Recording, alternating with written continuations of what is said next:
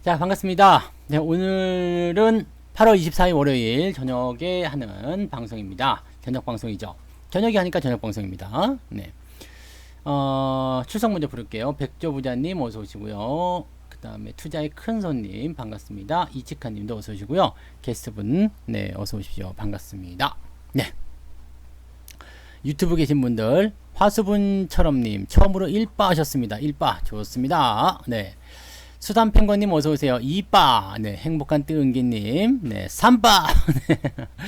스나이퍼 니키타님은 5바가 아니고 4바인데 네 5바 하세요 그냥. 네 아무튼 반갑습니다. 박유나님도 오셨어요. 어서오세요. 네 일산 파주에 확진자가 계속 문자가 계속 오긴 와요. 문자 계속 오긴 오는데 줄어들겠죠 뭐. 네 괜찮아지지 않을까 뭐 그렇게 생각합니다. 뭐 일단 그래도 첫 번째 그 뭐라 그럴까요? 그 덩어리 예, 거긴 좀 잡지 않았나 생각이 들고요. 물론 이제 여기서 막 퍼진다라는 얘기가 있죠. 뭐 무증상 감염자부터 시작해서 많이 얘기가 있긴 한데 뭐 집 밖에 안 나가니까 뭐 어쨌든 사람 만날 일이 없어요. 오늘은 집 밖에 한 번도 안 나갔구나. 어제도 안 나갔구나. 토요일도 계속 안 나갔네. 네, 집 밖에 안 나가고 있어서 뭐 확진자가 아니라 확진자도 못 보고 있습니다. 자, 청알충전님 어서 오세요. 반갑습니다. 네, 그리고 별무리님, 청가람님까지 오셨네요. 반갑습니다. 좋은 저녁이죠. 시장 예상했던 대로 움직였어요. 네, 시장 예상했던 대로 잘 움직였던 것 같아요. 그래서 이런 시장이라면 조금 더 네. 긍정적으로 네 진입해도 되지 않을까라는 생각도 잠깐 들었거든요. 조수영님 어서 오세요. 네. 그래서 지금 우리가 이제 코스피, 코스닥 요거 잠깐 또 설명을 하고 넘어가야 되겠죠. 선한사업가님 어서 오세요. 시장에 대해서 설명을 드릴 때 자, 시장이 약한 것과 강한 것, 약한 장과 강한 장. 그 다음에 약세가 강세로 전환되는 거 강세가 약세로 전환되는 거 그 부분에 대해서 우리가 최근에 좀 많이 설명을 드리고 있어요. 사실은 이 정도 투매 이 정도 조정은 뭐 그렇게 무섭다거나 우리가 뭐 진짜 뭐 쫄보가 돼가지고 쫀다거나 뭐 가슴이 두근거린다거나 너무 힘들다거나 뭐 맨날 이제 아우 장이 막 이틀 때 내렸어 그냥 술 먹고 막 밤에 막 그러시진 않잖아요. 그죠? 인생 다 산 사람처럼 막 그냥 사방에 짜증내고 막 그러시진 않죠? 그렇잖아요. 안 그래요? 막 그래요? 에이 그거 조금 내려갔는데 사실 이 정도 조정을 가지고서 변동성, 변화, 그 다음에 포지션 이런 것들을 잡기는 어려워요. 왜냐면 이 정도는 늘 있는 거거든요. 그냥 아무 때나 어느 날 갑자기 예고 없이 나타날 수가 있는 조정이다 라고 생각하시면 됩니다. 이 정도는 그냥 뭐 네. 근데 이제 여기에다가 자꾸 살을 붙이는 거잖아요. 뭐 제2 확산 뭐 그런 얘기 또는 뭐 경제가 안 좋다라느니 뭐 미국 시장에서 어떤 불안감이라더니 뭐 등등등 이런 얘기들이 들어오다 보니까 여기서 이제 자꾸 덩어리가 커지는 거죠. 생각해 보세요. 사실 별거 아닌데 우리가 어린 시절을 다시 돌아갑시다. 우리가 그냥 꼬꼬마예요. 꼬꼬마인데 아빠가 아끼는 뭔가 화분을 깼어요. 아빠가 아끼는 화분을 깼어. 그럼 막 걱정하죠. 그럼 옆에서 정말 얄미운 놈이 하나 있어. 너는 이제 큰일 났다, 큰일 났다. 막 내가 확 때려버리고 싶은 애가 하나 있죠. 이게 상상의 나를 펴. 아우 이거 아빠가 되게 아끼는 건데 큰일 났다. 그래서 나는 이미 아빠가 와서 나를 혼내기도 전에 초조금이 돼 있는 거예요. 블랙스님 어서 오세요. 초조금이 돼 있어요. 그래가지고 정말 아빠를 딱 만나고 나서는 그 다음에 뭐예요? 굉장히 마음을 내려놓는 상황. 걱정에 부들부들 떠는 뭐 그런 상황이 있을 수 있겠죠. 근데 예상외로 네 그래 어디 다치지 않았어? 괜찮아. 저런 거는 그럴 수도 있지 뭐. 다음부터는 조심해라. 이렇게 넘어갈 수도 있거든요. 나 같은 사람. 네, 저 같은 사람이죠. 저 같은 사람. 근데 어떤 아빠는 들어오자마자 그냥 몽둥이부터 찾고요. 이놈의 새끼 집에서 뭐 하는 거야? 막 그러면서 막 온 집안 뒤집는 사람도 물론 있겠죠. 근데 다 저 같은 사람이 됐어야 되는데. 아무튼 그 걱정이라는 부분이 실제적으로 무슨 일이 닥칠지 모르는 상태에서 계속 눈덩이처럼 커져요. 그러다 보니까 그냥 하지도 않은 그런 걱정을 하다 보니까 막 스트레스를 받게 되고 힘들게 되고 막 이렇게 되는 거죠. 행운나무님 어서 오세요. 네. 그런 상황이 되다 보니까 내 스스로가 힘들어지는 거예요. 근데 항상 주식은 늘 드리는 말씀이지만 여기다 써야 되겠다. 늘 해드리는 말씀이지만요. 무슨 말씀 제가 해드리고 있을까요? 늘 해드리는 말씀. 늘 해드리는 말씀. 네. 무슨 말씀이에요? 네. 성경 이런 거 아니고요. 주식은, 주가는 예측이 아니라 대응이다. 사실 아무리 걱정을 해봐도 여러분이 할 수 있는 게 없어요. 네. 내가 막 걱정을 했어. 미국장 빠지면 어떡하지? 막, 어떡하지? 막, 더 빠지면 어떡하지? 막, 고민에, 걱정에 막 늘어졌는데, 그렇다고 해서 내가 걱정한다고 해서 주가가 올라가는 거 아니죠. 이게 뭐 말처럼 쉽습니까? 네, 어려운 거 알아요. 근데, 아무리 걱정을 해봐도 여러분들이 사실 할 수 있는 것은 없어요. 그러면, 그렇다면, 차라리, 걱정 말고, 상황에 맞는 대응을 생각하자. 이게 필요하다고 생각해요. 그래서 사실 주가가 올라가면 좋겠어요. 내려가면 어떡하죠? 이렇게 걱정을 하는 것보다 내려가면 어떡하지 벌벌 떠는 것보다요. 더 필요한 거. 상황에 맞는 대응. 자, 쉽게 얘기해서 주가가 올라간다면 나는 이렇게 하겠어. 주가가 내려간다면 나는 이렇게 하겠어. 어때요? 괜찮지 않아요? 주가가 올라간다면 나는 이렇게 하겠어. 자, 오늘 양봉이 붙어준다면 나는 더 사겠어. 주가가 내려간다면 일단은 움츠러주겠어. 존버하겠어. 기다리겠어. 아니면 팔아버리겠어. 주가가 만약에 이만큼까지 올라가면 나는 단기적으로 차익 실현하겠어. 아니면 여기서 불타기로 더 사겠어. 아니면 올라가든가 말든가 그냥 가만히 냅두겠어. 이러한 상황에 따른 포지셔닝을 여러분들이 생각해 놓으시면 돼요. 주가가 뭐 어떻게 변하든지 간에 사실은 관계가 없잖아요. 그리고 저 주가라는 것이 내가 올라가라 그런다고 올라가는 게 아니고 내려가라 그래서 내려가는 것도 아니잖아요. 그러면 효과적인 대응을 위해서 나는 무엇을 해야 할까? 뭘 해야 될까요? 나는 뭘 해야 됩니까? 효과적인 대응을 하기 위해서 나는 뭘 해야 돼요? 여러 가지 경우의 수를 생각해 보자. 네. 여러 가지 경우의 수를 생각한다는 것, 이것도 사실은 뭐가 필요하냐면 이것은 경험이 필요하다.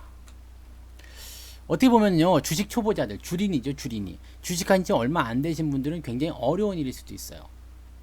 그리고 제가 이제 딱 보시면 요즘에는 많이 그러지 않는 것 같긴 한데 예전만 하더라도요, 젊은 사람, 제가 좀 동안이잖아요. 딱 보면은 한 20대로 보이죠. 그래가지고 사람들이 저 어린 놈이 뭘 알아? 그렇게 서름을 받은 적이 많이 있었어요.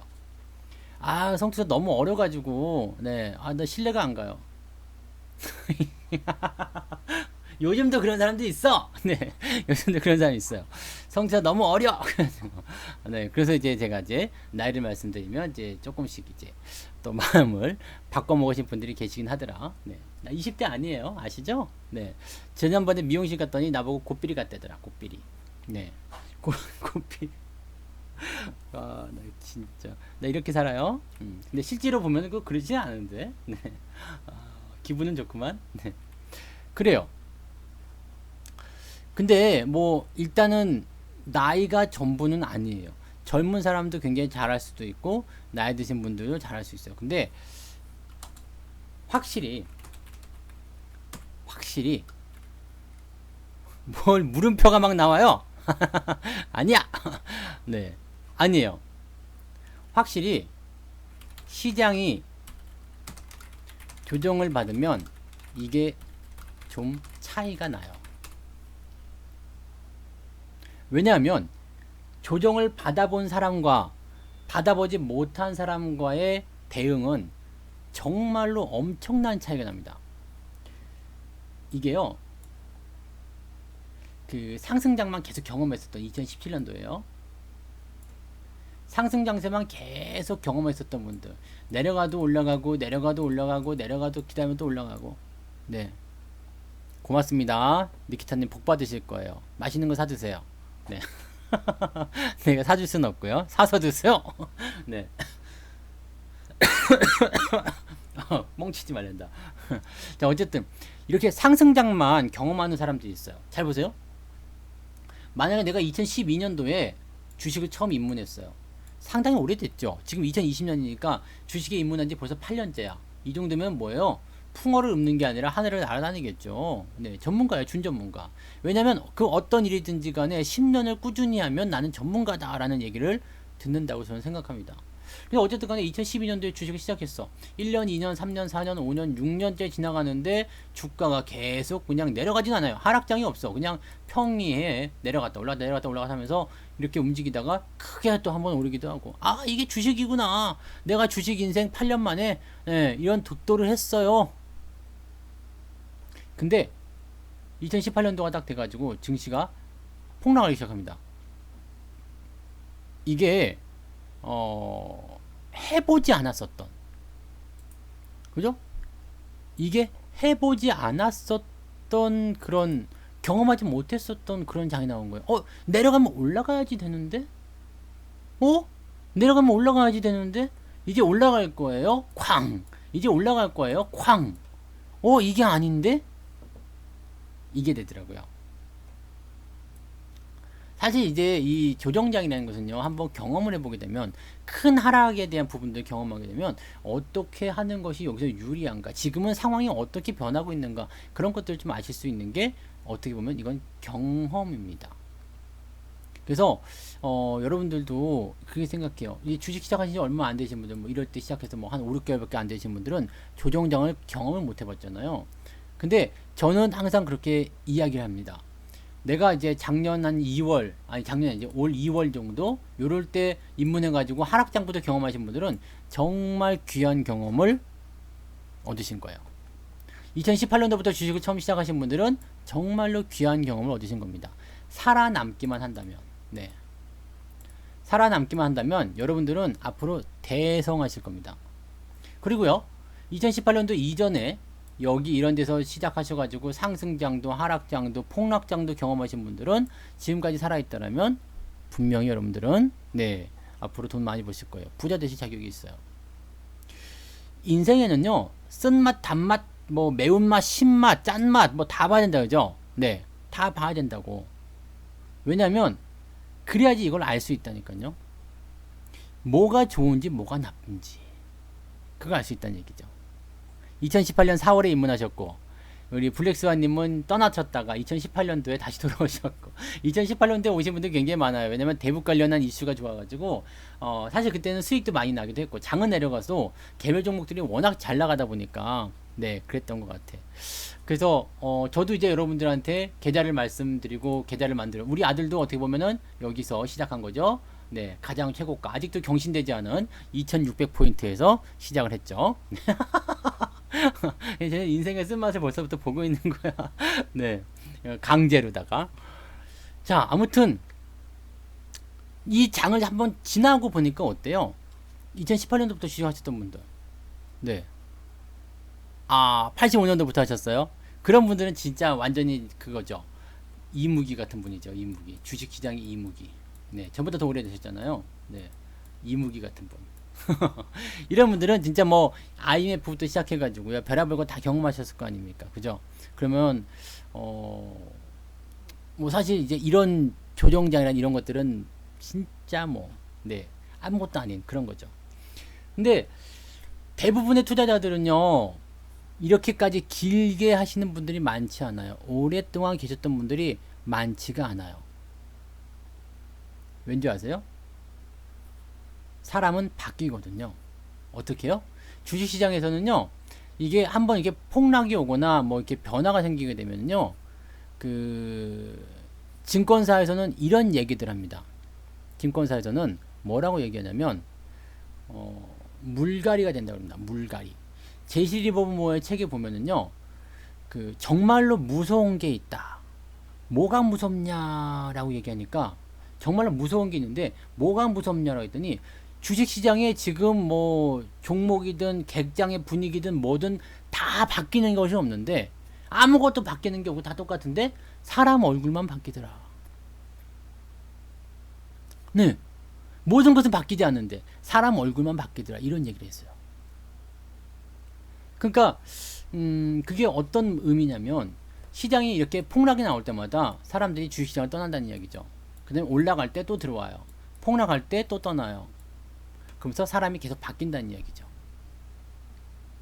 근데 이런 과정 속에서 살아남아서 어떻게든 버티고 다음 거를 만들어내고 또 빠지고 또 다음 걸 만들어내고 이렇게 될 때는요, 아, 주식이란 게 그런 거구나 라는 것을 이제 알게 되시겠죠. 저도 뭐 이렇게 긴 세월을 주식 투자를 했던 건 아닙니다만 그래도 거의 한 20년, 네, 지금 전문가만 제가 16년이란 말이에요. 그러니까 거의 뭐 20년 좀 되는 것 같네. 네, 아무튼 20년 하면 너무 멀구나. 그죠? 아직 20년까지 안 되는데, 네, 한 15년, 16년 된 것 같아요. 이제 2004년, 2003년인가부터 여기서부터 시작했거든요. 전문가를. 리딩을 이때부터 시작했어요. 그래서 실제로는 이제 뭐 그 뭐라 그래요? 뭐 그 과거 얘기까지 가면 너무 길어지니까 치우고 여기서부터 시작했는데 뭐 그때는 굉장한 상승장이었어요. 그 다음에 리먼 사태, 그다음에 또 굉장한 상승장, 그 다음에 유럽 사태, 뭐 등등등등 왔다리 갔다리 또 상승장세, 또 하락장세. 이게 견디다 보니까 그런 생각이 드는 거죠. 그래, 어차피 내가 살아있기만 하다면 증시는 우상향의 역사를 나에게 가져다 준다. 사실 시간 지나고 보니까 별거 아니에요. 제가 처음에 이제 2008년도인가 2009년도인가에 TV에 처음 나가죠. 한경화호에 처음 나갔었어요. 네, TV 출연을 그때 처음 했거든요. 2008년도인가 2009년도인가 뭐 하여튼 그때 그랬던 것 같아요. 그래서 한경화호에 처음에 생방송으로 나가는데 이게 얼마나 무서웠는지 몰라요. 너무 떨린 거야. 방송 자체가 너무 떨린 거예요. TV는 처음 나갈 때 원래 다 그러거든요. 그래서 카메라가 딱 나만 비추잖아. 그러면은 눈을 어떻게 해야 될지 모르고 막 그냥 말하는 것도 머릿속에 백지장이 돼요. 그래가지고 제가 그때는 이렇게 커다란 그 전지 있죠. 전지 2절지. 거기다가 대본을 이렇게 크게 써가지고요. 그 새벽 2시까지 우리 와이프 앞에다 앉혀놓고 와이프가 TV 그 카메라다 생각하고 그 전지에 있는 거 계속 읽고 외우고 막 그랬었어요. 연습하고 왔었어요. 근데 더 웃긴 거는 TV 그렇게 해서 출연을 했는데 거기서 연습했던 거 한마디도 못하고 다른 말 하고 왔어. 그리고 나서 내가 무슨 말을 했는지도 몰라. 기억도 안 나. 하여튼 막 그렇게 하면서 이제 들어갔는데 지금은 생방송 그냥 지금 생방송 들어갑니다. 큐 그러면은 나 그때까지도 핸드폰 보고 놀고 있어. 방송 중간중간에 계속 놀기도 하고요. 네, 핸드폰 보고 나 지금 방송한다 뭐 이런 거 있죠. 그래서 그러다가 카메라 들어가면 네, 그래서 말이죠. 바로 이렇게 나가는 거야. 그러니까 아, 이게 진짜 그런 경험이구나. 그리고 방송사고 같은 경우도 있잖아요. 제가 예전에 웃음이 빵 터져가지고요. 이게 그런 게 있잖아요. 웃음을 어떻게 감출 수가 없잖아요. 근데 생방송 중인데 나한테 카메라가 딱 들어왔어. 내가 말하지 않았는데 웃음이 빵 터져가지고 말을 못하는 거야. 그래서 막 이러다가 방송사고를 크게 낸 적이 있거든요. 그런데 지금은 그냥 만약에 그런 웃기는 상황이 벌어진다 그러면 그냥 웃어요. 하하, 잠깐 웃겠습니다. 그렇게 하고 네, 그게 너무 웃겨서요. 자, 그래서 다시 얘기할게요. 이렇게 들어가는 거예요. 그러니까 이게 뭐냐면 능글능글해지는 거죠. 네. 그러니까 그때 당시에는 그렇게 하면 정말 큰일 난다 생각했던 게 지금 사실은 아니야. 네. 그게 큰일이 아닌 거예요. 자, 그러면 우리가 시장도 마찬가지인 거죠. 주가가 이렇게 빠졌어. 큰일이 아닌 거예요. 큰일이 아닌 거야. 근데 이제 처음 만나는 사람들 입장에서는 와, 정말 세상이 무너질 것 같고 정말 큰일이고 주식 투자하면 정말 큰일 날 것 같고 막 그런 생각하는 거죠. 그래서 여기서 필요한 게 뭐냐면 경험이라는 게 있어야 된다는 얘기죠. 이거는 정말 돈 주고 못 사는 거예요. 책으로는 열심히 다 할 수 있거든요. 저도 연애를 책으로 배웠거든요. 네. 그래서 뭐 이제 만날 때 손은 언제 잡아라 부터 시작해서 여자가 좋아하는 말, 여자가 뭐 맛있어하는 음식, 데이트 코스는 이렇게 가야 한다, 키스할 때 각도는 뭐 분위기는 어쩌고저쩌고 뭐 그런 거 있죠. 네, 다 책으로 배우잖아. 네, 이렇게 빨간 책. 네, 그런 거 다 배우죠. 거기 보면 자세하게도 써 있어.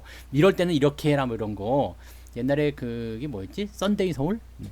썬데이 서울 그거 그런 거 거기 보면 다 써 있어요. 그냥 책으로 배웠는데 이게 실전에서는 안 통하더라고. 아, 이렇게 해야 되는데 근데 그게 안 통하면 이제 우리는 당황하지. 네. 왜냐면 배운 게 그거밖에 없잖아요. 그렇게 돼야 되는데 막 그런 거. 아 그런 거예요. 그래서 이런 것들을 딱 만났을 때 내가 경험을 하지 못하면 사실은 이 이후에 어떤 상황이 벌어질지 모르기 때문에 굉장히 당황을 하게 되죠. 힘들어하게 됩니다. 근데 실제로 지나고 보니까 어때요? 이 무서운 이 무지막지한 이런 하락장들 2년 넘게 조정을 받았고 폭락까지 만들었는데 고작 요만큼 올라왔을 뿐인데 계좌가 어떻게 됐어요? 플러스가 나 있어. 계좌가 플러스가 나 있어요. 그럼 이쯤 되면 우리가 무슨 생각하냐면 아 별거 아니잖아. 네, 별거 아니잖아 이거. 조정이 지나갔을 때 그때 샀더라면을 계속 끓이게 되죠. 네, 라면 자꾸 끓이잖아 이때 되면. 아유 그때 샀더라면, 그때 내가 더 샀더라면, 그때 안 팔았더라면, 네, 계속 가지고 있었더라면, 네, 라면 계속 끓여 먹는 거야. 네, 아 조정, 아유 뭐 그또 더 사지 뭐. 제가 최근에 이제 이런 투매가 나올 때 여러분들한테 설명을 드리는 게 뭐냐면 나는 그래서 그렇게 생각하는 거예요. 투매가 나왔어? 괜찮아.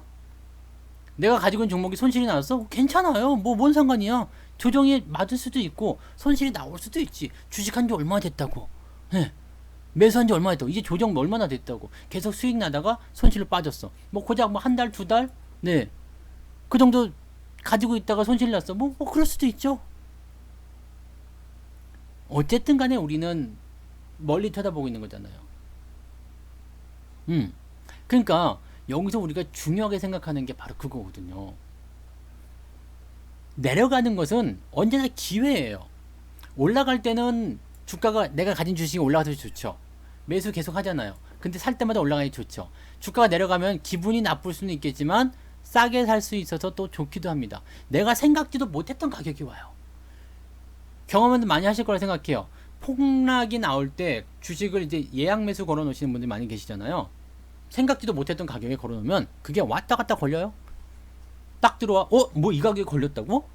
보면은 꼬리 달고 올라가 있거나 아니면 더 빠질 수도 있겠지만, 생각지도 못한 가격에 내가 설마 이 가격에 오겠어? 근데 그게 걸리는 거야. 그럼 그게 너무나 싼 가격이죠. 그게 시간이 지나고 그 이후에 더 좋은 일이 생기고, 네.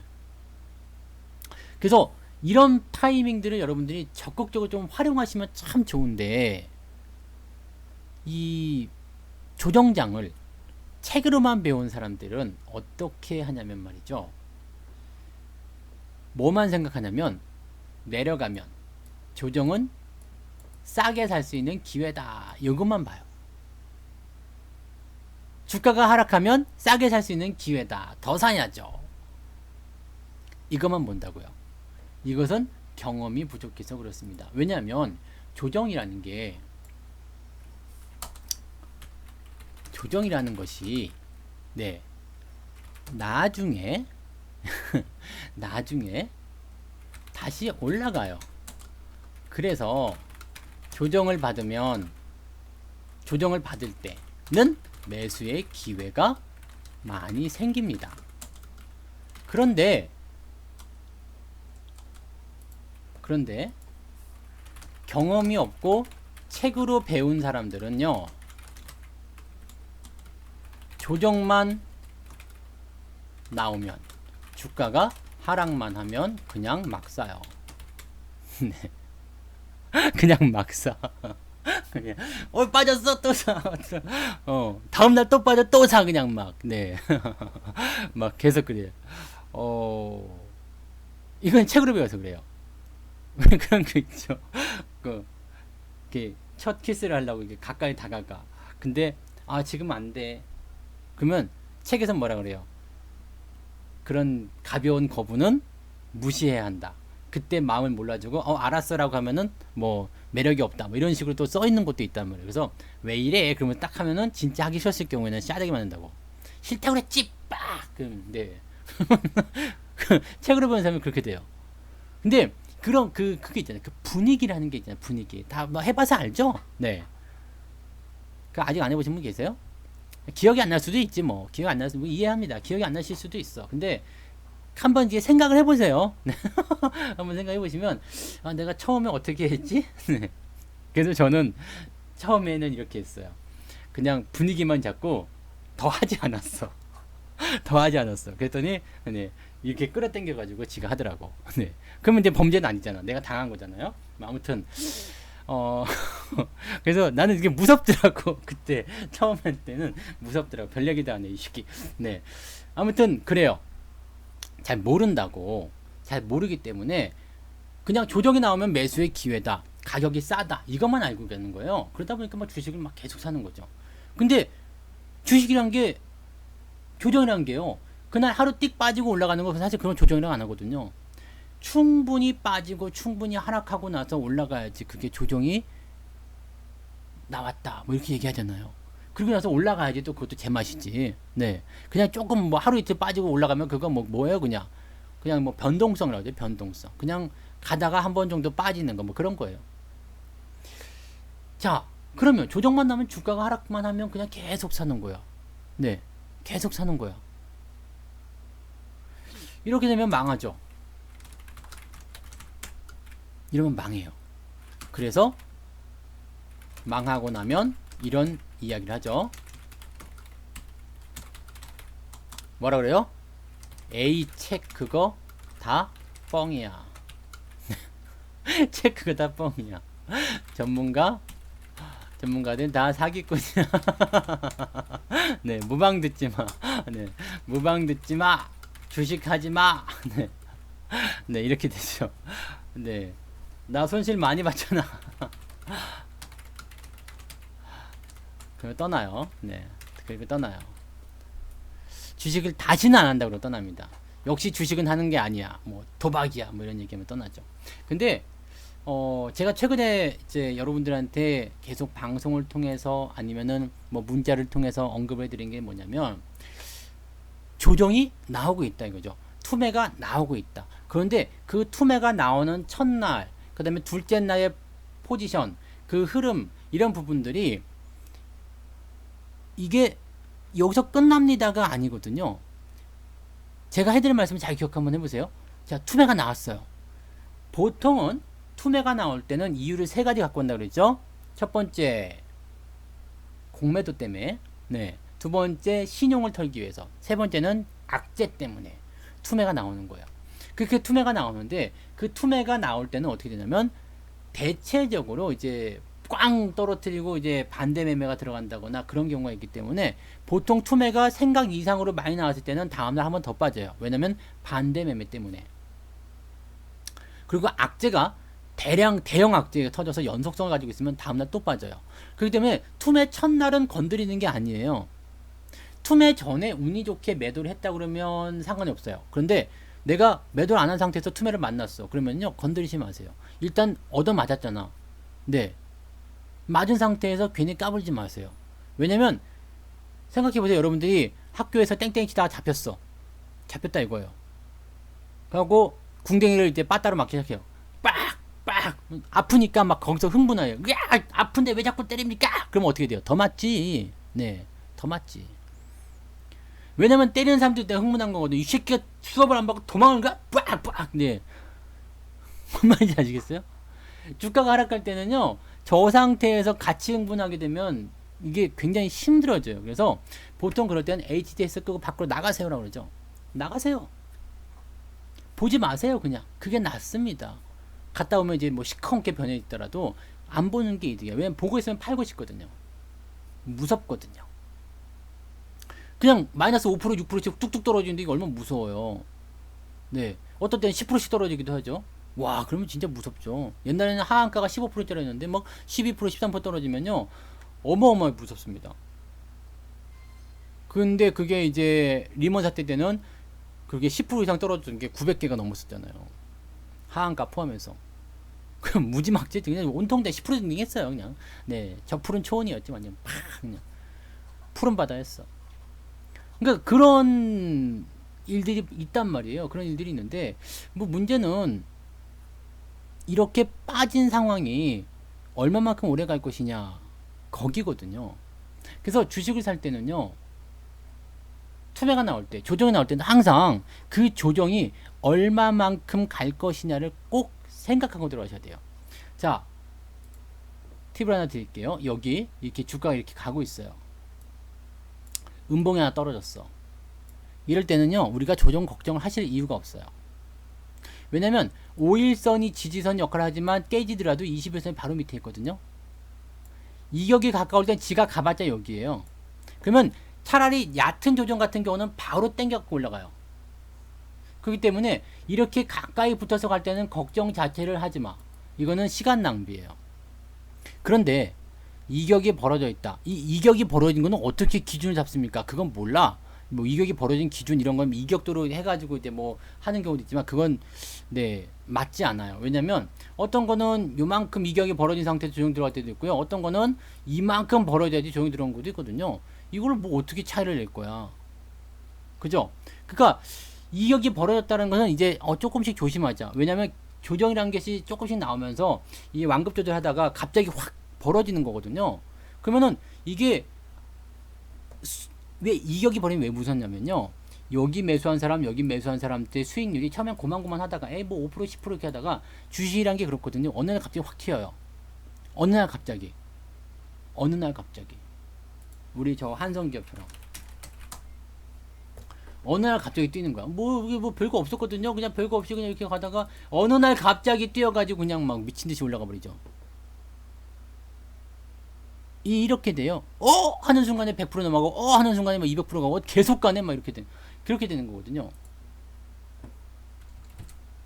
그래서, 이격이 벌어질 때는 갑자기 벌어지는 거예요. 그러면 너무너무 기분 좋아요. 와, 오늘 소고기야. 오늘 주식, 오늘도 많이 올랐어. 막. 월요일 날이 막 기다려지고, 막. 밤에 성투사 나와가지고, 막, 네. 제가 막 꿈에 나와가지고, 너무너무 예쁘고, 막, 사랑스럽고, 막. 그런 식의 여기죠. 근데 이런 이후에 조정이 나올 때는요, 반드시 그동안 이제 안 하는 것에 대한 포지션들이 무조건 나옵니다.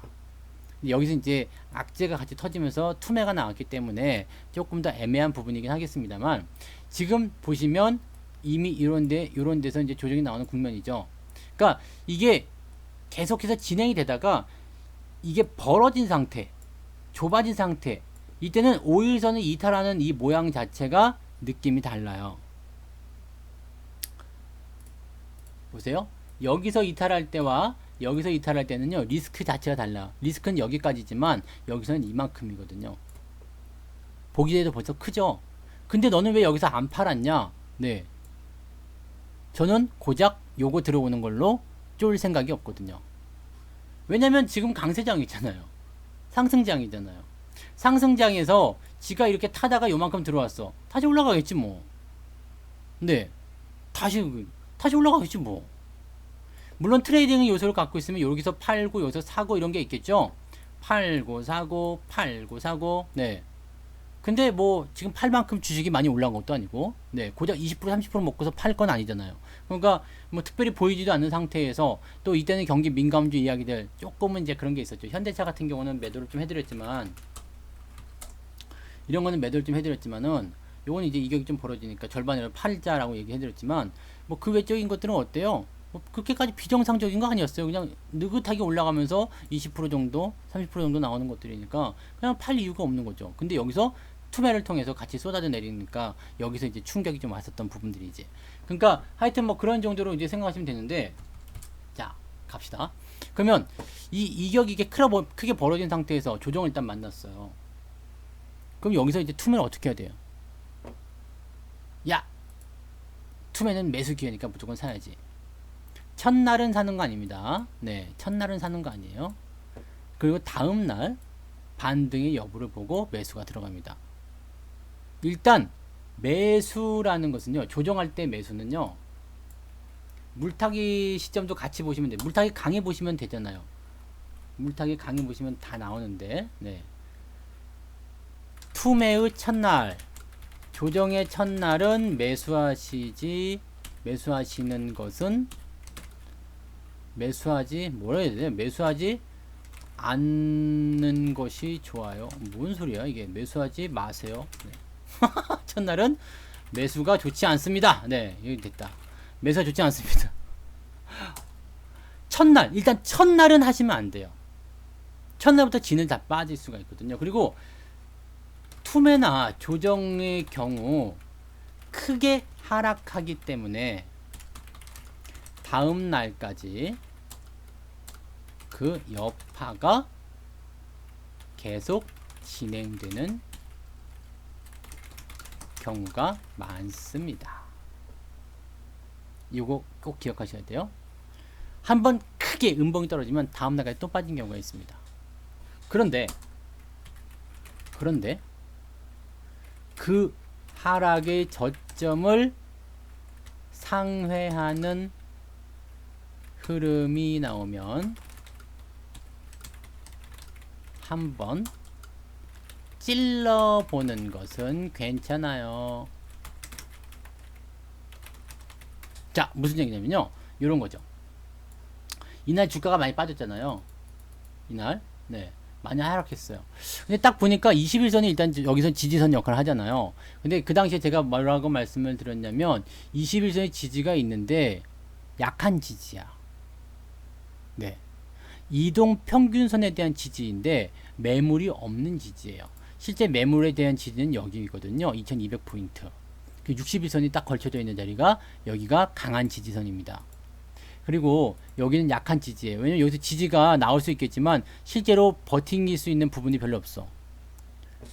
거래가 많지 않기 때문에, 매물이 많지 않기 때문에 이 부분에서는 이제 부담이 될 수 있죠. 그러면 현재 시점에서는 주가가 이 시점에서 반등이 나갈 것인가 아니면 더 파고 내려갈 것인가, 이 부분을 가지고 우리가 고민을 해야 되는 건데요. 다음날 주가 포인트가 이렇게 나왔어요. 어쭈? 왜냐면 이런 포인트는 강세장의 특징 중에 하나이기도 합니다. 이렇게 주가가 가다가요, 이격이 벌어지잖아요. 그러면 요거는 계속 진행되고요, 얘만 이렇게 횡보로 진행돼서 저 끝에 쯤에 다시 만나요. 그리고 다시 가거든요. 그러니까 이런 조정일 수도 있겠다는 생각이 드는 거죠.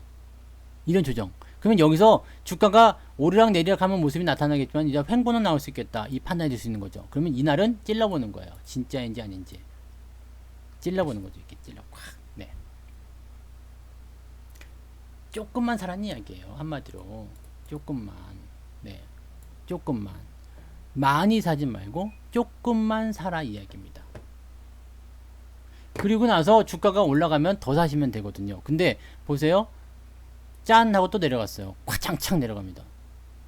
이러면 생각했던 것이 우려가 현실로 나타난 거죠. 여기 지지가 약해. 아씨, 짜증나네.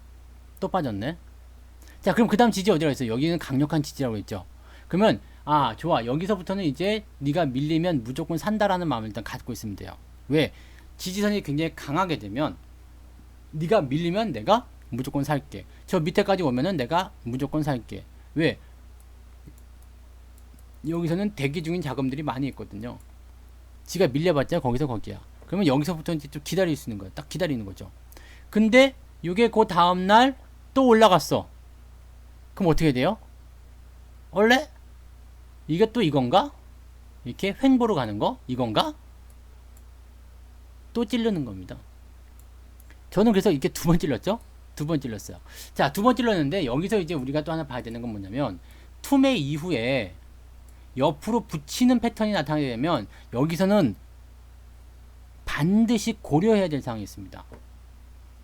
이렇게 옆으로 붙는 캔들이 나타나게 되면 다음날 양봉이 무조건 쳐줘야지만이 추가 상승이 가능해요. 다음날 양봉이 무조건 쳐줘야 됩니다. 근데 그게 오늘 나왔잖아요. 그래서 지금은 뭐다? 매수를 또 들어가는 위치다. 더 빠지더라도 어쩔 수 없어요. 이런 포인트들은 우리가 계속 생각하고 들어가셔야 돼요. 그래서 오늘도 우리가 매수를 열심히 했죠. 네. 매수를 열심히 했는데 아침 낮에는 마이너스 10%게 떨어지다가 다 끌고 올라가가지고, 이게 캔들 포인트 보시면은요, 분봉 보시면 아침에 쭉 뺐잖아요.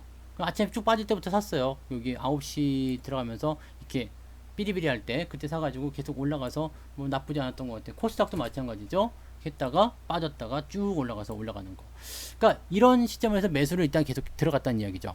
그러니까 요런 상황들을 코스닥도 마찬가지, 코스피도 마찬가지인데 지금 요런 포지션을 이런 대응법을 여러분들이 알고 있으시면 돼요.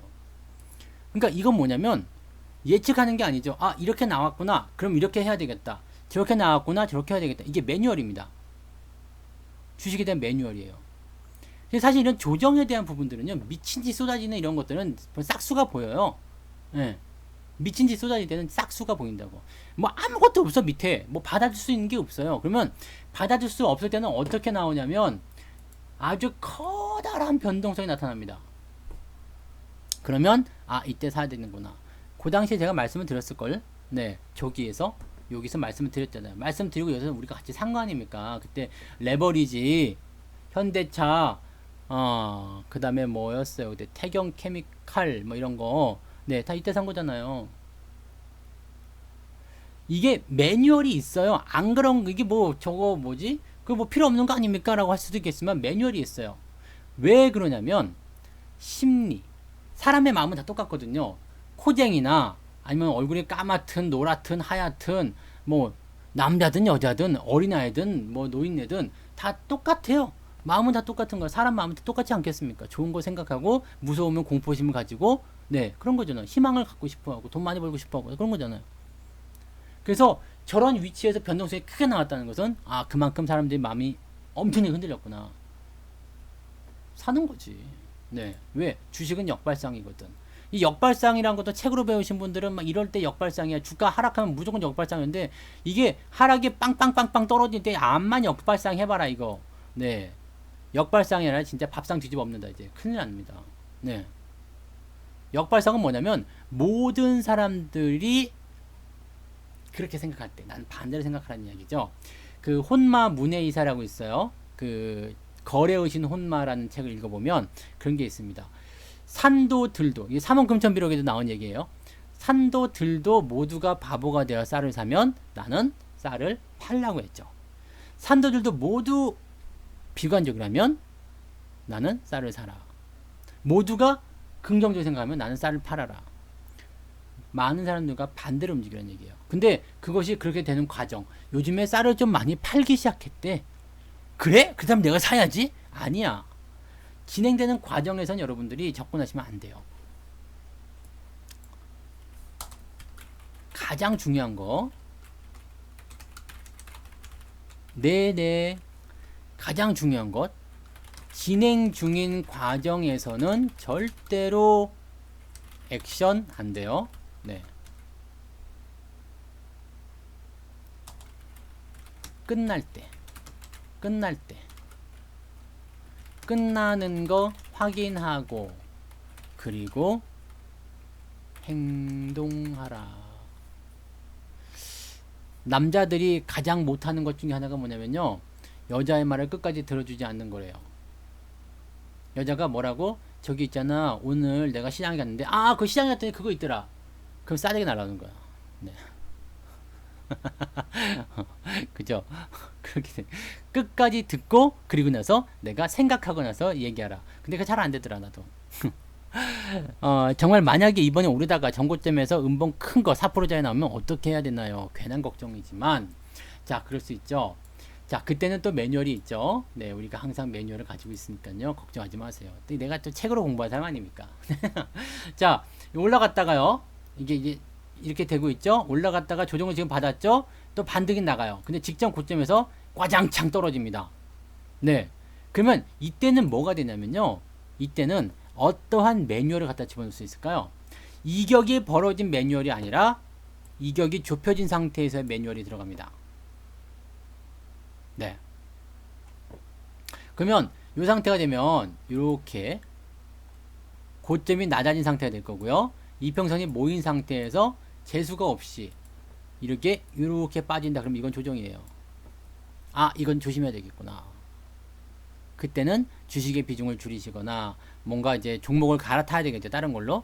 이제 그런 장에서 끄떡없는 것들. 보통은 근데 밑바닥에 산 것들은 조정이 오거나 말거나 그냥 신경 안 쓰고 놔두셔도 되긴 되는데 시장이 다 같이 조정을 깊숙이 받을 때는요. 종목들의 뭐 비중을 좀 줄이거나 수익 난 종목들 좀 챙기거나 이런 식으로 접근하시는 것은 괜찮죠. 현금을 확보하는 것도 괜찮은 전략이 될 수 있습니다. 근데 지금은 그런 기미가 별로 없죠. 네.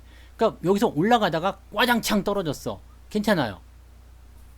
와장창 떨어져도 괜찮습니다. 셀트리온, 하나우 같은 걸로 자, 뭐 그런 게 있겠죠. 여기 요거 같은 경우 이렇게 보세요. 매뉴얼 좋네요. 네, 간물주님 아주 잘하셨어요. 쾅 올라가서 이게 왜 이격이 크게 벌어졌어요. 쭉 떨어졌어. 반등이 나오다가 또 쾅 떨어져요. 올라가다 또 쾅 떨어져요. 어때요? 괜찮아요. 네, 괜찮은 거예요. 그 냅둬도 되는 거예요. 왜냐면 근데 여기서 만약에 이제 여기는 이격이 크게 벌어졌기 때문에 이런 미친 변동성을 보이는 건데 나중에 와장탕탕탕탕 돼가지고 이게 셀트리온이나 이런 것처럼요 이 조정이 나올 때만 보세요. 이렇게 조정받다가 내려갔다 이렇게 해서 이평선이 다 모이잖아요. 모이고 나서 이게 이렇게 꺾이면 이건 무조건 조정인 거야. 이해되세요? 네. 그 부분입니다. 이게 나오지 않으면 주가는 더 가요. 자, 보세요. 여기도 이런 게 있죠? 네. 과장탕 통탕탕탕 했는데 여기서 그냥 다시 올라갔어? 그럼 더 가는 거예요. 그러니까 이거 다른 거지. 조정의 깊이라는 것이 또 이 저점을 어떻게 지켜내느냐 못 지켜내느냐가 또 달라요. 그래서 그런 식으로 보셔야 됩니다. 그러니까 하나우선주 같은 경우는 지금은 네.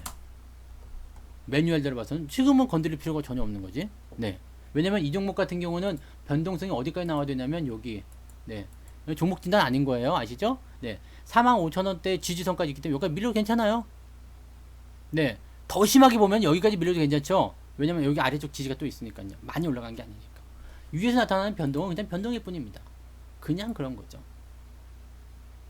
그러니까 시장도요. 크게 조정을 받거나 그럴 때는요. 거기에 따른 매뉴얼이 분명히 있어요. 근데 이건 지금 뭐 조정을 크게 받을 수 있는 조건이 아니에요. 네. 조정을 뭐 지가 크게 받을 수 있는 뭐가 있어야지 조정을 크게 받지. 네. 걱정만 하는 거죠. 이 정도는 돼야죠. 이 정도는 돼야지 뭔가 조정을 받을 때 뒤지겠구나.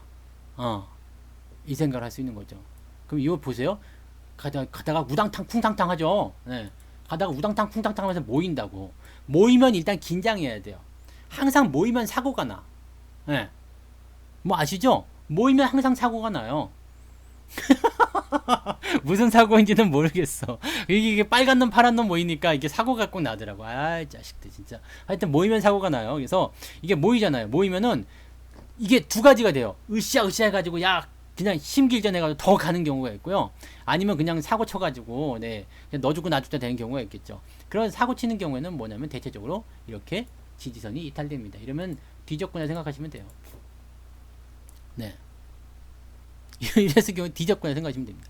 근데 보통은 우리가 이제 이 이동평균선의 수렴과 확산이 이렇게 크게 상승한 시점에서 이렇게 수렴이 나타나면 올라가는 경우보다 조정을 받는 경우가 많아요. 그래서 항상 우리가 말씀을 드리는 것 중에 하나가 뭐냐면 어디쯤에 있을까? 종목으로 봐야지 또 빠른가요? 네, 이렇게요. 네. 추세가 바뀌는 것도 있잖아요. 네. 역배열이 쭉 모여가지고 상승으로 전환될 수 있는 그런 포인트. 아까 한성기업이 그런 게 있었던가요? 이렇게 하락 역배열이 쭉 진행돼가지고 이것도 뭐 꼭 그렇지는 않은데 이렇게 모이는 자리들 이렇게 나타나게 되면 으쌰으쌰가 좀 됩니다. 왜냐하면 나쁜 상태에서 모여가지고 심기일전 하는 거나 마찬가지거든요. 근데 뒤집어지면은요 이렇게 위로 나온 상태에서 이게 모이게 되면 꼭 사고가 나더라고요. 네. 그런 부분들을 우리가 생각하시면 돼요. 그래서 지금 만약에 이 한성기업 같은 경우는 이격이 벌어졌는데 여기서 이렇게 모였어요. 네. 더 가는 경우도 있어요. 푸른 기술 같은 경우처럼 지금은 이제 많이 내려갔지만 네. 이것도 뭐 많이 내려갔네요. 뭘 봐야지 딱 맞을까? 수산중공업은 안 나왔지. 저기 남선알미늄 같은 거 한번 볼까요? 네. 이것도 좀 덜 나왔는데 여기 이런 자리들이 그런 거죠. 이격이 이렇게 벌어졌다가 SK이노베이션이 괜찮겠구나. 그죠? 이건 아직도 조정이 나오려면 멀었어요.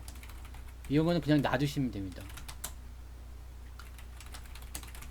네. 아이고 이거 말고요. 이 시너지 이노베이션 이건 뭐예요? 요것도 여기 모였네. 네. 역별 가다가 이렇게 방향 바꿔서 모이는 애들은 꼭 치고 올라갑니다. 네. 반대되는 개념이 안 나오면 되죠. 이노베이션. 네. 욕하는 것 같구만. 이노베이션 같은 경우 그런 거죠. 이게 상승이 진행되다가 모이면 꼭 사고가 발생하더라. 근데 이렇게 모였다가 더 올라가는 경우도 있어요. 그러니까 항상 뭘 봐야 되냐면 최근에 형성된 저점 지지가 이탈되느냐 그 여부를 보셔야 됩니다. 그래서 모였는데 최근에 형성된 저점이 이탈됐다. 그럼 이건 뒤지는 거예요. 절대로 여러분 건드시면 안 되는 거. 반대로 이렇게 우하향이 되는 거예요. 우하향이 되는데 이게 뭐 쌍바닥 형태 모여서 뭐 이렇게 눌림목 형태 이런 것도 이건 조금 다르긴 한데요. 그런 형태에서 움직이게 되면 이것은 대체적으로 크게 상승합니다.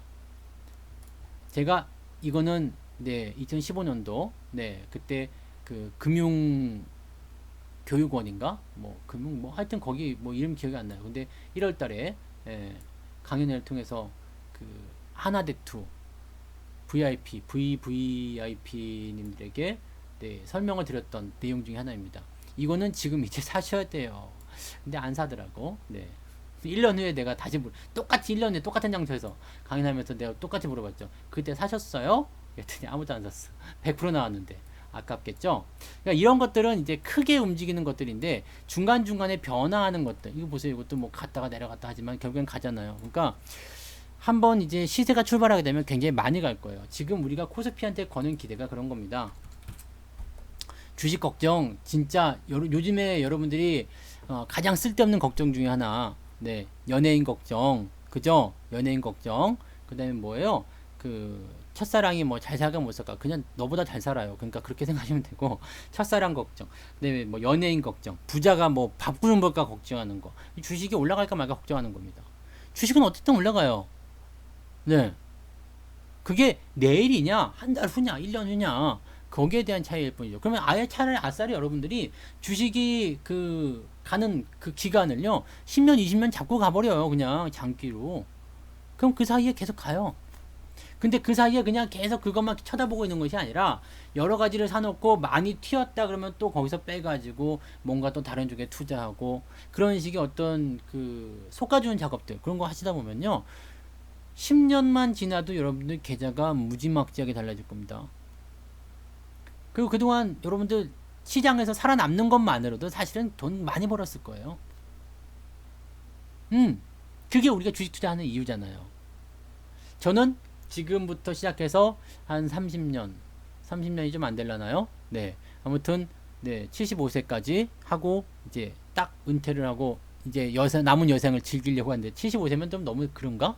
근데 부자빠님 보면은 70세 지금 72, 셋, 둘 그 정도 되시잖아요. 그러니까 그 정도 72세시죠? 72세시니까 지금부터 이제 조금 더 하실 거 아닙니까? 그러면은 저는 이제 그때가 되면은 더 오래까지 해야 되는 거 아니겠어요?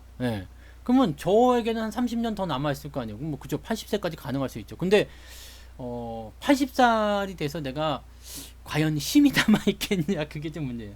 저는 인생도 좀 즐길 수 있을 때 즐겼으면 좋겠어요. 솔직히 80살쯤 돼가지고 내가 해외여행 가고 싶은데 지금처럼 막 배낭 메고 중국 여행 가서 막 여기저기만 돌아다니고 이거 안 될 것 같단 말이야. 그래서 조금 젊을 때 75세까지만 하고 나가야 되지 않을까 라고 생각합니다. 신주인수권은 일단은 그게 나왔으면 받는 게 좋습니다. 팔아먹으셔도 상관없고요. 팔아먹어도 상관없는데 그거는 이제 그 권리락에 대한 보상이기 때문에 파셔도 되고 안 파셔도 되고요. 그러니까 나이 들고 나서 돈 많아도 사실은 진짜 귀찮죠. 돈 없는 것보다 낫긴 하겠습니다만 그렇습니다. 그래서 난 뭐 그냥 한 20년 정도 또 생각하는 거죠. 그러면 60대 정도에서 이제 딱 맞추고 뭔가 그때 60대면 힘이 좀 남지 않을까요? 그래서 그렇게 생각하는 거고 우리 아이 같은 경우는 뭐 지금 이제 9살이 아니지 9살에 시작했죠. 그래서 지금 11살이 됐으니까 얘는 적어도 한 50년 더 해야 되잖아요. 그러면 이 자산의 규모 자체가요 완전히 다를 거란 이야기예요. 그리고 더 좋은 건 뭐냐면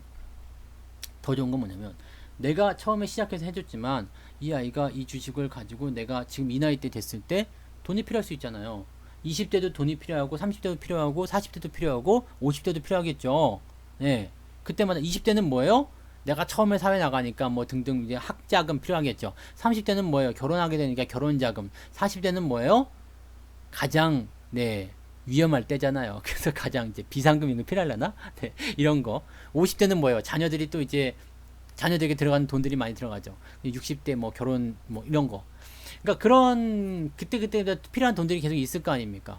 그러면 그 어느 한 순간에 나는 이것이 굉장히 큰 도움이 될 거라 생각해요.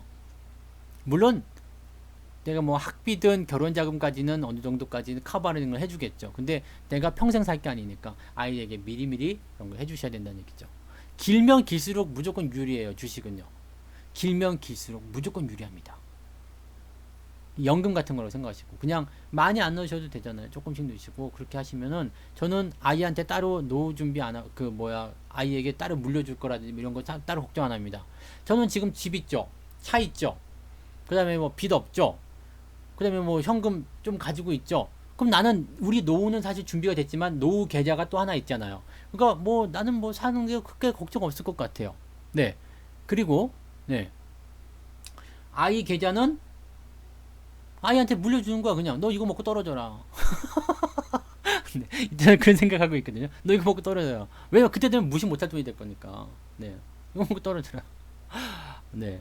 아니에요. 아이 계좌는요. 가족 관계 증명서하고요.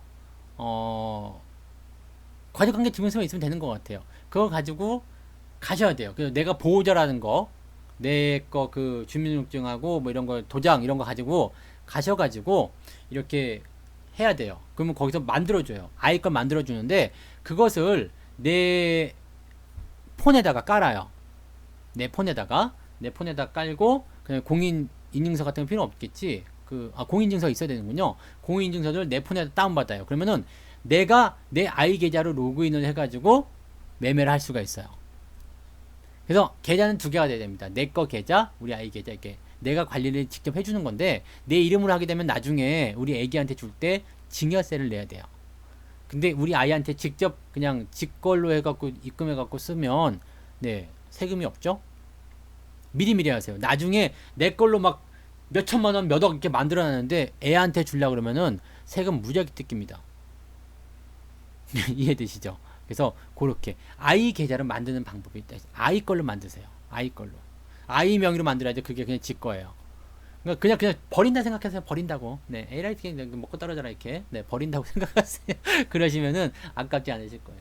네, 시간이 길어졌네요. 아무튼 그렇다라고 생각하시면 되니까 여러분들이 시장에 대한 부분들 오늘은 뭐 투매 이후에 뭐 어떻게 해라 뭐 저렇게 해라 뭐 이야기하다가 여기까지 오긴 했습니다만 조정이 나오는 것에 대해서는 크게 걱정하지 마시고요. 그리고 조정이 나오는 그 부분을 그냥 고지고대로 받아들이고 하시는 것이 아니라 그 상황이 어떻게 변화하는지를 가지고 대응하시라는 얘기예요. 조정이 나갔으니까 사야 되겠다. 내일은 무조건 오를 거야. 안 오르면 어쩔 건데. 그죠? 내일은 더 내릴 거야. 그냥 올라가면 어쩔 건데. 이렇게 되는 거거든요. 그러니까 올라가는 거 보고 내려가는 거 보고 그리고 대응하는 얘기죠. 그리고 뭐 많은 분들이 이제 내려갈 때 사야 된다라는 생각들 많이 갖고 계시는데 저는 조금 달라요. 내려갈 때 왜 사? 더 빠질 수도 있는데. 내려갔다가 올라가는 거 보고 사도 된다는 얘기죠. 그것이 항상 뭐냐면 바닥에 사는 것이 아니라 무릎에서 복숭아뼈 근처에서 이렇게 사는 거나 마찬가지죠. 그러면 내가 완전 바닥이 아니라 복숭아뼈에서 사고 싶다 그러면 어떻게 돼요? 복숭아뼈 아직은 위험하잖아요. 그러니까 어떻게 돼요? 조금만 사는 거죠. 그다음에 무릎까지 올라면 조금 더 사고요. 그럼 좋아지는 거죠. 만약에 밀린다 그러면 또 길어지는 거지 뭐. 조금밖에 안 샀으니까 부담 없잖아요. 그렇게 투자에 대응을 해 나가시면은 시장이라는 것은 어쨌든지 간에 큰 조정이 올 이유는 없잖아요. 지금 조정이 무지막지하게 이렇게 와야 될 이유가 없거든요. 3월에 이런 조정처럼 올 이유가 없어요. 그러면 이 조정은 조만간 끝난다는 이야기죠. 조만간 해결된다. 그렇다면 뭐예요? 조금씩 계속 사놓게 되면 분명히 수익이 납니다. 왜? 이걸 우리가 어디서 경험했어요? 여기서 경험했잖아요. 제가 뭐라고요? 우리 아들 계좌가 여기 최고가 1월 29일 최고가인데 1월 25일 날 계좌를 투고 만드는 거예요. 월급날 26일 날 만들었어요. 계좌. 예, 26일 만들어서 그때부터 주식 투자 시작한 겁니다. 가장 최고가에 시작한 우리 아이 계좌가 지금 플러스 20%가 넘어요. 네. 내가 잘나서 그런 게 아닙니다. 빠질 때 계속 샀기 때문에 그런 거예요. 어쨌든 나는 우상향을 믿는다는 얘기죠. 지가 빠지면 뭐 그래서 빠져라 내가 계속 살게. 네. 이건 적립식에 대한 이야기지만 원래대로 친다라면은 주식 매수를 여기서 많이 했겠죠. 네. 아무튼 뭐 그렇습니다. 그래서 시장은 일단은 시간만 내가 잘 활용할 수 있으면 누구나 돈을 벌 수 있어요. 그러니까 좋은 주식 그냥 상장 폐지되면 어떡합니까 라고 걱정하실 수 있겠습니다만 그런 거 걱정되시면요 그 시가총액 상위권 네 코스피 200에서 상위 1등부터 100등까지만 사놓고 계속 사세요. 계속 사십시오. 무조건 수익입니다. 근데 여러분들 거기에 양이 안 차실 수 있어요. 또 시가총액이 크니까 잘 안 움직이고 지루할 수도 있잖아요. 그러니까 이것저것 막 성장주를 많이 사고 더 큰 수익을 노리기 위해서 그렇게 하는 거죠. 그러면 어떻게 나누시면 되냐면 코스피 200에서 여러분들이 우량한 종목들 몇 개 갖다 집어넣어 놓고요. 그 다음에 코스닥 150 쪽에서 몇 개 갖다 집어넣어 놓고 얘들 만망이에요. 네, 상패될 일이 거의 없어요. 그러니까 이런 것들 갖다 집어넣어 놓고 그 다음에 뭐예요? 내가 원하는 거 개별주 뭐 조금씩 사놓고 포트폴리오 이렇게 구축하시면은 상장 폐지 그까이 거 걱정 안 하셔도 됩니다. 네. 그렇게 가시면 돼요. 네. 그러니까 종목 수는 그리고 많으면 많을수록 좋아요. 네. 종목은 많이 사셔도 좋습니다. 그냥 사실 수 있는 한껏, 네. 능력껏 사십시오. 능력껏 많이 사십시오. 많이 사다 보면 여러분들도 왜 많이 사야 되는지 아실 거예요. 아우 뭐 종목이 너무 많아서 어떻게 할지 모르겠어요. 괜찮아요. 몰라도 괜찮아요. 종목 뭐 있건 뭔 걱정이야. 여러분들 종목 이름 하나씩 다 들여다봐요. 저도 우리 아들 계좌에 뭐가 들어온지 다 기억 안 나요. 근데 왜 그렇게 하고 있느냐고? 네. 왜 그렇게 하는 것 같아요? 나는 이것만 보는 거거든요. 지금 장고가 어떻게 움직이고 있는가. 네. 그 다음에 수익률 소트 하잖아요. 수익 가장 많이 난 거, 수익 가장 많이 안 난 거. 딱 그 검색 그 소트 정렬 딱 시켜가지고요. 얘네들 몇 개 보고요. 얘네들 몇 개 보고 땡이야. 네. 중간에 있는 거 뭘 볼 필요 뭐 있어요. 그죠? 중간에 알아서 지들이 움직이겠지 뭐. 가장 많이 빠진 거 이거 희망이 있겠는가 없겠는가 그거 보고 아니면 잘라버리는 거고. 이거는 뭐 계속 가는 것들은 그냥 냅둬. 이거 언제쯤 뭐 어차피 공짜 주식 가는 것들은 신경 안 써도 되니까요. 계좌 관리 그렇게 하시면 되지 않을까요? 굳이 뭐 그냥 뭐 종목 뭐뭐 있는지 그걸 다 알을 필요도 없고요. 그냥 내가 계좌가 원래 원금이 얼마인데 지금 수익금이 이만큼 늘었네. 아이고 수익률이 얼마큼 나왔네. 그것만 생각하시면 되죠. 네. 그리고 현금 문제도 마찬가지예요. 항상 여러분들이 고정금을 갖다가 박아 놓으니까 여기서 문제가 생기는 거거든요. 네. 목표가 설정은 별 의미는 없어요. 네. 근데 그런 거죠. 이제 100% 수익이 나왔을 때 현금을 빼가지고 얘를 이렇게 밀어버리는 거. 이거는 약간 이제 하나의 방법이니까 그거는 제가 의미를 좀 두고 쓰긴 하는데 목표가는 깨지라고 있는 거고요. 어차피 계속 가는 건데요. 뭐. 네. 목표가 설정은 큰 의미는 없습니다. 근데 그 정도까지 내가 올라가겠다. 이게 단기 매매 하시는 분들 필요한 거죠. 거기까지 올라가겠다 생각되는 부분이 있기 때문에 그쯤 됐을 때 내가 결정하는 거죠. 단기적으로 들어올까 안 들어올까 아니면 팔았다가 다시 살까 뭐 이런 것들을 하기 위한 것이 목표가 설정입니다. 그래서 목표가 설정은 대부분 저항대 갖다 집어넣죠. 네, 그쯤 되면 조정이 나오겠구나, 좀 팔아야 되겠구나, 뭐 그런 식으로 나온다고 보시면 됩니다. 네. 그리고 이제 현금에 문제이신 분들 이제 고정금을 갖다 박으니까 문제가 되는데요. 그냥 계속 얼마씩 집어넣으세요. 네. 근데 나는 여유가 없다. 네, 여유가 없다. 좋아요. 이런 부분들에게 제가 꿀팁을 하나 알려드릴게요. 여유가 없어. 나는 지금 5천만 원을 가지고 투자를 해야 되겠는데 여유가 없어요. 근데 내가 막 그냥 어디서 막 쥐어 짜가지고 정말 노랭이처럼 네, 그 천장에다가 굴비 매달아 놓고 돈을 모을 수 있겠어 라고 생각했을 때는 한 달에 10만 원이라도 모을 수 있겠죠. 그죠? 10만 원 모을 수 있잖아요. 10만 원도 못 모은다면 이거 진짜 문제 있다. 그잖아요. 10만원 여유 자금이 생길 수 있겠죠? 네, 이것 안 되면 안 되는데. 하여튼, 이 정도 있다. 그러면은요, 내, 5천만원을요, 한꺼번에 다 넣지 마시고요, 한 2천만원만 먼저 투자하시고요, 3천만원 정도, 이거를 통장에다가 집어넣으세요. 그 다음에, 자동이체로다가 한 30만원씩 계속 빠지게, 한 40만원씩 빠지게 만들면 되겠다. 그러면, 여기서 내가 월급에서 10만원 주는 거, 그 다음에 여기서 빠지는 거 40만원. 매달 50만원씩 입금을 받아가지고 들어가세요. 그럼 나의 투자 원금이 2천만 원인데 결국에는 어떻게 돼요? 조금씩 더 보태지면서 계속해서 들어올 수가 있겠죠. 그리고 나중에 내가 월급이 더 커지게 되면 어떻게 돼요? 아, 나 이제 여유가 20만 원 됐어? 그러면 어떻게 돼요? 60만 원씩 넣을 수 있겠죠. 아니면 여기서 뭐 돈 조금 더 빼든가. 이 금액에 대한 수준은 여러분이 생각하시면 돼요. 그래서 내가 한 뭐 3년 정도까지는 여기서 보조를 받아야 되겠다 싶으면 그 금액 띄워놓고 하는 거예요. 그래서 가장 좋은 건 적립식인데 문제는 통장에 돈이 있으면 이걸 가만 놔두지 않죠. 사야 돼. 네. 주머니에 돈이 있으면 무조건 써야 되는 거 있잖아요. 그래서 저는 지갑을 놓고 다녀요. 저는 지갑을 놓고 마트를 갑니다. 갖고 있으면 막 쓰거든. 이씨, 막 그러면 막. 예, 그래서 요즘에 핸드폰도 놓고 다녀야 될 것 같아. 핸드폰에다 카드랑 막 다 들어가 있어가지고 아, 핸드폰도 놓고 다니는 게 위험해. 네, 아무튼 그렇습니다. 그러니까 여러분들 이런 방법도 있으니까 방법을 여러 가지 한번 생각해 보세요. 많이 생각할수록 좋습니다.